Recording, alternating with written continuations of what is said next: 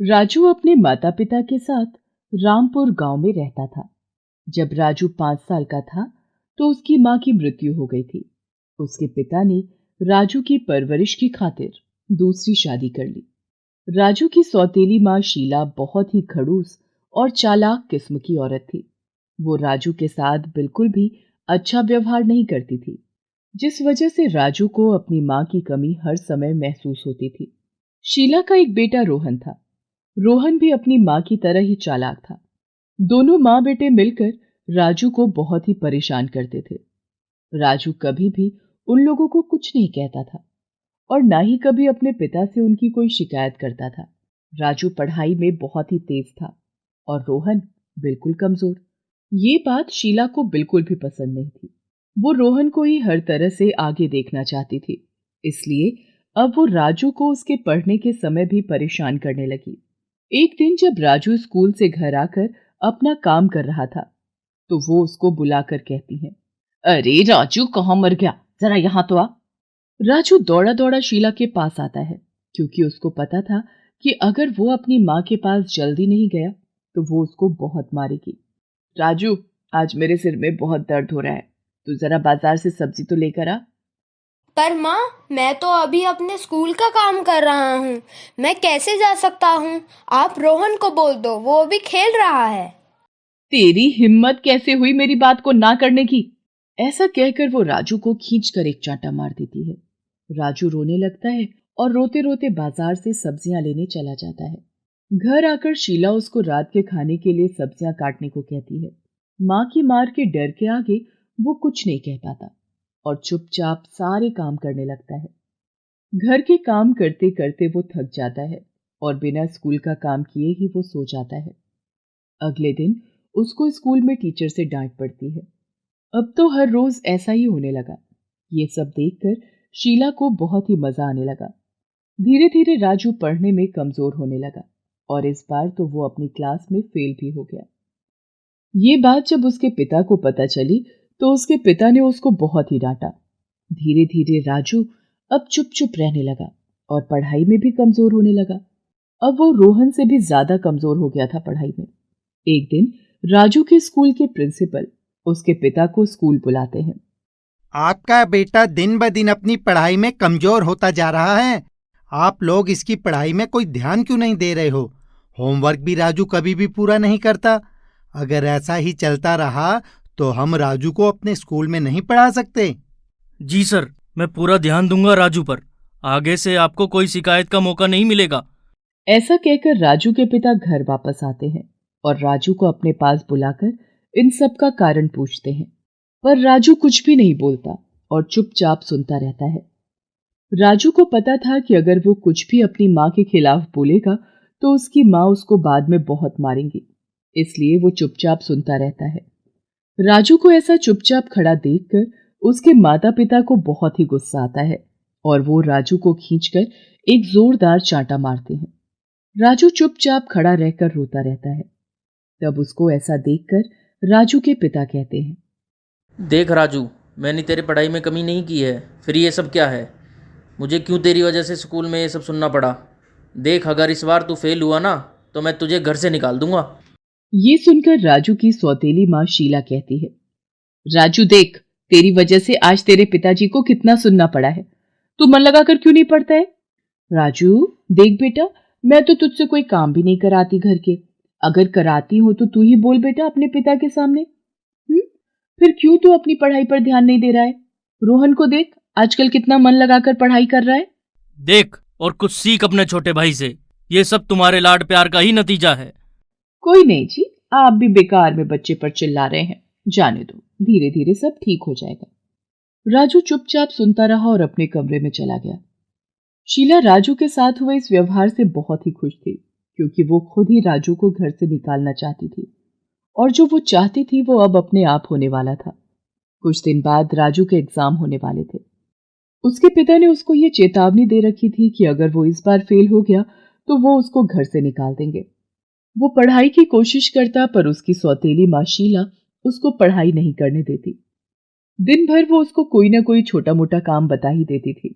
एक दिन राजू घर के पास बने पार्क में बैठा बैठा यही सोच रहा था कि कैसे वो अपनी पढ़ाई करे। अगर वो इस बार फेल हो गया तो उसके पिता उसको घर से निकाल देंगे, पर उसकी सौतेली माँ शीला तो उसको पढ़ने ही नहीं देती ढंग से। राजू को कुछ भी समझ नहीं आ रहा था कि वो क्या करे, तो वो रोने लगता है। उसके रोने की आवाज सुनकर पास में बैठे एक साधु बाबा उसके पास आते हैं और कहते हैं, क्या नाम है तुम्हारा और कहाँ रहते हो तुम बेटा? राजू अपने आंसू पोंछ कर कहता है, प्रणाम बाबा, मेरा नाम राजू है और मैं पास में ही रहता हूँ। बेटा, तो तुम यहाँ बैठकर इस तरह क्यों रो रहे हो? तब राजू साधु बाबा को रोते रोते अपनी सारी बात बता देता है कि किस तरह उसकी सौतेली माँ उसको पढ़ने नहीं देती और ना ही उसके पिता को सब बताने देती है, जिस वजह से वो पढ़ाई में कमजोर हो गया है। और अब तो उसके पिता ने ये तक कह दिया है कि अगर वो फेल हुआ तो वो उसको घर से निकाल देंगे। इसलिए वो यहाँ बैठा रो रहा है। उसकी सारी बातें सुनकर साधु बाबा कहते हैं, रो मत बच्चे, मेरे पास तेरी समस्या का समाधान है। तुम मुझे बहुत ही भले लगे, इसलिए मैं तुम पर भरोसा कर सकता हूँ। साधु बाबा अपने झोले में से एक किताब निकालकर राजू को देते हैं और कहते हैं, ये लो राजू, ये जादुई किताब है। इस किताब के पास तुम्हारी हर समस्या का समाधान है, पर इसका कभी भी गलत उपयोग मत करना, वरना इस किताब का जादू खत्म हो जाएगा। और हाँ राजू, इस किताब से तुम्हें जो कुछ भी मांगना हो वो तुम इसके पहले पन्ने से मांगना बस। और अगर तुम भूल से किताब के आखिरी पन्ने से कुछ मांगोगे तो वो सब कुछ मांगे गए वरदान से उल्टा होगा। आपका बहुत बहुत शुक्रिया बाबा, मैं आपकी सारी बातों का ध्यान रखूंगा बाबा। साधु बाबा राजू को वो किताब दे देते हैं। किताब लेने के बाद राजू भी वहां से चला जाता है। वो किताब को चुपचाप ले जाकर अपने कमरे में छुपा कर रख लेता है। अगले दिन राजू उस किताब को निकालता है और सोचता है, क्या सच में एक जादुई किताब है या वो साधु बाबा झूठ बोल रहे थे? ऐसा सोचकर वो जादुई किताब का पहला पन्ना खोलता है। जैसे ही वो उस किताब का पहला पन्ना खोलता है तो उस जादुई किताब में से आवाज आती है, क्या चाहिए तुमको राजू? तुम जो मांगोगे मैं वो सब तुमको दे सकती हूँ। तुम जो कुछ भी मुझसे पूछोगे मैं वो सब बता दूंगी। राजू किताब के अंदर से आई आवाज को सुनकर डर जाता है और कहता है, तो तुम क्या तुम मुझे पेपर में जो आएगा वो भी बता सकती हो? हाँ, मैं तुमको वो सब बता सकती हूँ। बताओ कौन सा पेपर तुमको जानना है? कल मेरे क्लास में टेस्ट है हिंदी का, क्या तुम मुझे वो टेस्ट पेपर भी बता सकती हो? हाँ, मैं बता सकती हूँ। उसके बाद वो किताब राजू को हिंदी के टेस्ट पेपर में आने वाले सारे प्रश्न बता देती है। राजू रात में बैठकर वो सारे प्रश्न याद करता है और अगले दिन वो हिंदी के टेस्ट पेपर में अच्छे नंबर लेकर आता है, जिसे देखकर राजू को बड़ी खुशी होती है। अब तो वो उस जादुई किताब से पूछ पूछ कर अपनी पढ़ाई करने लगा था। अब राजू अपनी क्लास में पहले की तरह ही अच्छे नंबर लाने लगा। सब लोग उसकी तारीफ करने लगे। राजू के पिता भी अब राजू को पहले की तरह ही प्यार करने लगे, जिसे देखकर उसकी सौतेली माँ को बड़ा ही गुस्सा आता है। वो सोचती है, मैं तो दिन भर इसको काम में लगा कर रखती हूँ ताकि ये पढ़ाई ना कर सके, ये फिर भी इतने अच्छे नंबरों से पास कैसे हो गया? ऐसा क्या हाथ लग गया इसके? पता लगाना ही होगा आखिर चल क्या रहा है यहाँ। फिर रात को वो उसके कमरे की खिड़की से झांक कर देखती है तो वो राजू को एक किताब खोलते देखती है। जैसे ही राजू वो किताब खोलता है, कमरे में एकदम से रोशनी हो जाती है। फिर वो किताब राजू से पूछती है कि क्या चाहिए उसको, और राजू अपने टेस्ट पेपर उससे पूछता है और वो किताब उसे सारे टेस्ट पेपर बता देती है। ये सब देखकर उसकी सौतेली माँ चौंक जाती है और राजू के कमरे में आ जाती है। अपनी सौतेली माँ को देखकर राजू घबरा जाता है और घबराहट में किताब उसके हाथ से गिर जाती है। तब उसकी सौतेली माँ शीला उससे कहती है, सच सच बता क्या राज है इस किताब का, वरना मैं तेरे पिताजी को बता दूंगी इस किताब के बारे में कि इस किताब की वजह से ही तेरे अच्छे नंबर आए हैं। तू नकल करके पास हो रहा था अब तक। नहीं नहीं माँ, आप पिताजी को कुछ मत बताना, मैं आपको सब सच बताता हूँ। इसके बाद राजू अपनी सौतेली माँ को किताब के बारे में सब बता देता है। ये सुनकर उसकी माँ बहुत ही खुश हो जाती है। वो उस किताब को लेकर अपने कमरे में जाती है। उस किताब का पहला पन्ना खोलकर अपने लिए एक हीरो का हार मांग लेती है। जैसे ही हीरो का हार उसके सामने आता है, वो हार देखकर बहुत खुश हो जाती है और उस हार को पहनने के लिए उठाती है। इसी बीच किताब उसके हाथ से गिर जाती है। वो हार पहनकर देखती है और बहुत खुश होती है। उसका लालच और बढ़ जाता है। वो किताब को उठाती है और गिरने की वजह से किताब का आखिरी पन्ना खुल जाता है और वो किताब से अपने लिए सुंदरता मांगती है। पर ये क्या, जैसे ही वो उस किताब से अपने लिए सुंदरता का वरदान मांगती है, वो एकदम से एक कुरूप स्त्री में बदल जाती है। वो अपने आप को शीशे में देखने जाती है तो चौंक जाती है। उसने जैसा मांगा था उसका बिल्कुल उल्टा हुआ था।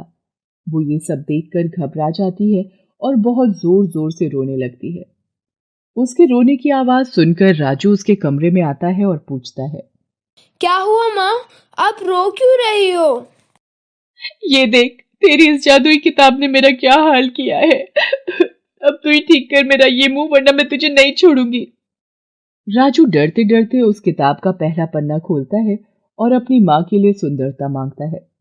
पर उस किताब का जादू अब खत्म हो चुका होता है। उसको उस साधु की बात याद आती है। वो अपनी माँ को साधु वाली बात बताता है। उसकी माँ और वो मिलकर साधु बाबा के पास जाते हैं और उसको सारी बात बताते हैं।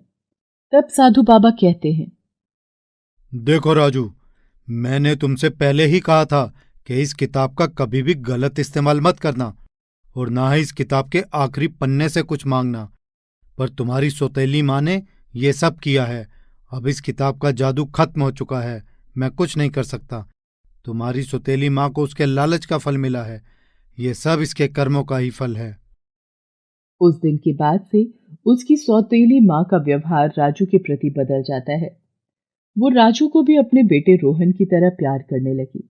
अब राजू को भी अपनी माँ की कमी महसूस नहीं होती थी और वो अब हंसी खुशी रहने लगा। मंगेश बहुत ही गरीब था। वो भीख मांगकर अपना गुजारा करता था। ऐसा नहीं था कि उसने कभी कोई काम करने की कोशिश नहीं की, लेकिन गांव में उसे कोई काम देता ही नहीं था। मंगेश बहुत छोटा था जब उसके घर में अचानक आग लग गई। इस हादसे में मंगेश ने अपने माता पिता को खो दिया और खुद भी बुरी तरह से झुलस गया। मंगेश के शरीर के घाव तो वक्त के साथ भर गए, लेकिन उनके निशान हमेशा के लिए उसके शरीर पर रह गए। यहां तक कि उसका चेहरा भी देखने में काफी खराब दिखने लगा था। यही वजह थी कि पूरे गांव में मंगेश को कोई पसंद नहीं करता था। बचपन में गांव की ही एक बूढ़ी दादी ने उसे सहारा दिया, लेकिन उनके भी इस दुनिया से चले जाने के बाद मंगेश बिल्कुल अकेला हो गया था। फिर एक दिन, लाला जी 2 दिन हो गए कुछ नहीं खाया, थोड़ा कुछ दे दो, भगवान तुम्हारा भला करेगा। ओफो, तेरी ये मनुष्य शक्ल देख ली सुबह सुबह, अब कैसे भला होगा मेरा। हट, चल दूर हट मेरे पास से, वहां दूर जाकर बैठ। मंगेश लाला की दुकान से दूर जाकर बैठ गया।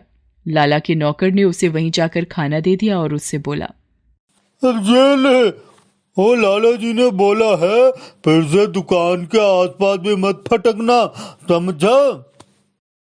मंगेश ने सिर हिलाकर अपने हाथ जोड़ लिए और चुपचाप खाने लगा। उसकी आंखों से लगातार आंसू बह रहे थे, क्योंकि उसका पेट तो भर गया था, लेकिन इस तरह अलग थलग होकर जीना उसे बिल्कुल अच्छा नहीं लगता था। उसे खुद के लिए सम्मान चाहिए था। उससे कभी कोई ठीक से बात नहीं करता था। वो अकेला अपनी मुसीबतों से लड़ रहा था। एक दिन ऐसे ही खाने की तलाश में भटकते हुए मंगेश गांव की नदी के पास पहुंच गया था, जो एक घने जंगल से होकर गुजरती थी। मंगेश को उस नदी के किनारे पर बैठना अच्छा लगता था। वो कुछ देर नदी के किनारे पर बैठ गया और खुद से बातें करने लगा। ये भी कोई जिंदगी है, किसी को मेरी परवाह नहीं है, भगवान को भी नहीं। ऐसी जिंदगी जीने से तो अच्छा है कि मैं मर ही जाऊं। मंगेश ने उसी पल नदी में कूदकर अपनी जान देने का मन बना लिया। वो पानी में छलांग लगाने वाला था कि अचानक उसकी आंखों पर एक तेज चमक पड़ी। मंगेश ने ध्यान से देखा तो उसे थोड़ी ही दूर एक चमकता हुआ पत्थर दिखाई दिया। मंगेश ने तुरंत जाकर वो पत्थर उठा लिया और उसे उलट पलट कर देखने लगा। अरे वाह, कितना सुंदर पत्थर है ये, और कितना चमक भी रहा है। लेकिन ये आया कहाँ से होगा? लगता है आखिरकार भगवान को मुझ पर दया आ ही गई। जरूर मुझे ये पत्थर किसी खास वजह से मिला है। ऐसा करता हूँ, इसे अपने पास रख लेता हूँ। मंगेश उस पत्थर को अपने झोले में डालकर वहां से चल देता है। उसे बहुत जोरों की भूख लग रही थी। वो एक बार फिर खाने की उम्मीद लिए लाला की दुकान पर जा पहुंचा और हाथ जोड़कर बोला, लाला जी, कुछ खाने को दे दो, भगवान आपका भला करेगा। तू फिर से आ गया। ए हरिया, इधर आ जरा। तुझसे कहा था ना मैंने, इस मनोज की शक्ल मुझे दोबारा नहीं दिखनी चाहिए। माफ कीजिए मालिक, मैंने इसे मना किया था। मैं अभी भगाता हूँ इसे, आज इसकी खैर नहीं। लाला का नौकर मंगेश के पैरों पर जोर से एक डंडा मार देता है। मंगेश रोने लगता है। उसे बहुत दर्द हो रहा था। वो लंगड़ाता हुआ वहां से चला जाता है और एक जगह बैठकर अपने पैरों को सहलाने लगता है। फिर वो अपने झोले से उस पत्थर को बाहर निकालता है जो उसे नदी के किनारे पर मिला था। वो पत्थर अब भी चमक रहा था। क्यों मिले तुम मुझे? अच्छा खासा मैं मरने जा रहा था। तुम्हें देखकर लगा मानो कुछ अच्छा हो सकता है मेरे साथ, लेकिन कभी नहीं हो सकता। इतना कहकर मंगेश रोने लगता है। उसके आंसू जैसे ही पत्थर पर पड़े, वो पत्थर और तेज चमकने लगता है। डर के मारे मंगेश के हाथों से वो पत्थर छूट जाता है। तभी अचानक उसे एक आवाज सुनाई देती है, अरे, मैं तो तुम्हारा भला करने आया हूँ और तुमने मुझे ही जमीन पर गिरा दिया। मंगेश गौर से देखता है तो उसे पता चलता है कि वो आवाज पत्थर से ही आ रही थी। मंगेश ने तुरंत उस पत्थर को उठाया और बोला, क्या ये तुम हो? तो तुम ही हो क्या? हाँ, ये मैं ही हूँ। मैं एक जादुई पत्थर हूँ।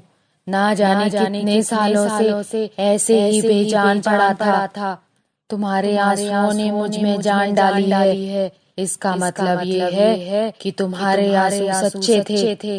मुझे बताओ, मैं तुम्हारी हर परेशानी दूर कर सकता हूँ। अच्छा, तो तुम सच कह रहे हो? तो फिर ठीक है। मेरी बस एक ही इच्छा है। मैं चाहता हूँ कि लोग मुझे सम्मान दें, मुझसे प्यार से बात करें, अपने साथ बिठाएं, मुझसे बातें करें।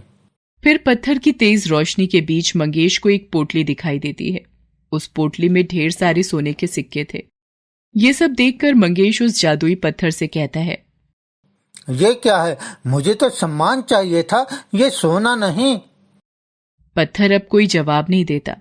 वो पहले की तरह बेजान हो गया था। फिर मंगेश ने सोचा, ठीक है, इन सोने के सिक्कों से मैं अपने लिए सम्मान खरीद लूंगा। अब से सब मेरी इज्जत करेंगे। इसी सोच के साथ मंगेश उन सोने के सिक्कों को साथ लेकर गांव के सबसे बड़े सुनार के पास जाता है और सीधा दुकान के अंदर जाकर दुकान के मालिक के सामने बैठ जाता है। उसे देखते ही सुनार गुस्से में आ जाता है और कहता है, छी, क्या मनहूस चेहरा है तेरा। लगता है जैसे कोई भूत देख लिया हो। और तू फटीचे कहीं का, तेरी हिम्मत कैसे हुई मेरे दुकान के अंदर आने की? ए भोला, धक्के मार कर निकाल इसे बाहर। सुनार का नौकर मंगेश को हाथ लगाता इससे पहले ही मंगेश ने सोने के सिक्कों से भरी पोटली बाहर निकाली और सारे सिक्के सुनार के सामने रख दिए। सुनार उन सिक्कों को देखकर चौंक गया और मंगेश से बोला, ये इतने सारे सोने के सिक्के तेरे पास कहाँ से आए? कहीं से भी आए हों, इससे आपको क्या मतलब? मुझे इन सिक्कों के बदले पैसे चाहिए, ताकि मैं भी अमीरों की तरह ठाठ से रहूं और सब मेरी इज्जत करें। तुझे क्या लगता है मैं तुझे जानता नहीं? तू वही है जिसे गांव में कोई भी देखना तक नहीं चाहता। फिर तेरे पास इतने सिक्के कहाँ से आए? चल अब ऐसा कर, निकल यहाँ से, इससे पहले कि मैं पुलिस को बुलाऊं। सुनार मंगेश को अपनी दुकान से बाहर निकाल देता है। वो मंगेश के सारे सिक्के भी उसे वापस नहीं देता। मंगेश एक बार फिर उदास हो जाता है। वो फिर से उस जादुई पत्थर को बाहर निकालता है और रोते हुए उससे कहता है, ये सब क्या है? बोलो, बोलते क्यों नहीं? अब चुप क्यों हो तुम?